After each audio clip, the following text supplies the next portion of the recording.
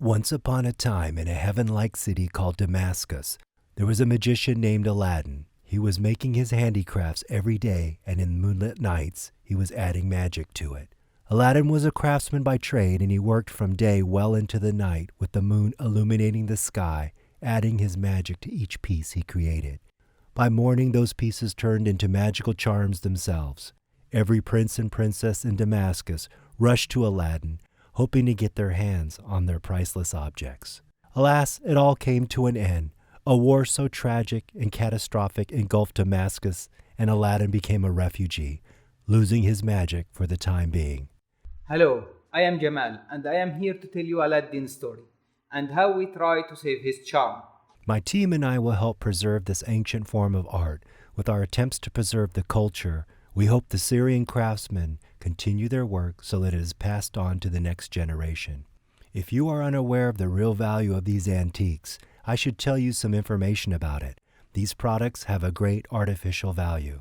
This is not a normal souvenir which can be picked up by tourists. It is a really valuable antique that maintains its great value for centuries.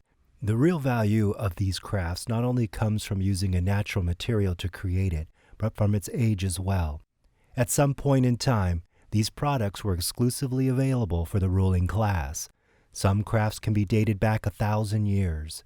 The mosaic crafts made part by part from small pieces of colored stone or different colors of wood pieces. Some had seashells with high accuracy to make a big portrait just like this. There are the Damascus swords that take a great effort to become alive.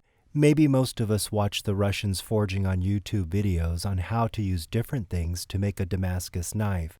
However, it will be harder to make a real Damascus knife, and no more craftsmen are working in this region. There are only 3 craftsmen in Syria still making the golden cover of the sword, while the last 2 blacksmiths made sword knives, and they cannot go further away with no work in Turkey.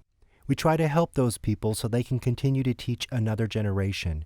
It's the human heritage, as most of these crafts aged more than 3,000 years.